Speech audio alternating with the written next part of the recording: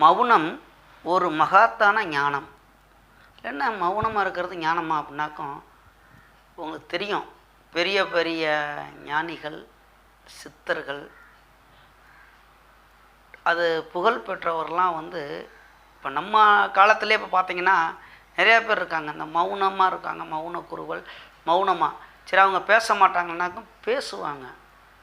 ஒரு 10 வார்த்தையோ 100 வார்த்தை பேச வேண்டிய இடத்துல ஒரு வார்த்தை பேசுவார்கள். சரி, அவருக்கு இதெல்லாம் தெரியாதா அப்படின்னு கேட்டால் நிறைய தெரியும், நிறைய படித்திருப்பார்கள், நிறைய ஞானம் பிறந்திருக்கும்.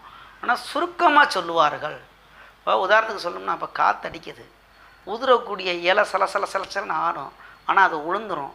பூவும் இருக்கும், அது ஆடும், ஆனால் விழுந்துடும். இந்த மரம், அடிமரம் எவ்வளோ காற்றடித்தாலும் ஆடாது, அது வாட்டில் கெட்டியாக இருக்கும், ஆனால் அது நிலையாக நிற்கும். அதே மாதிரி ஞானம் அப்படின்னா அதிகம் பேசாமல்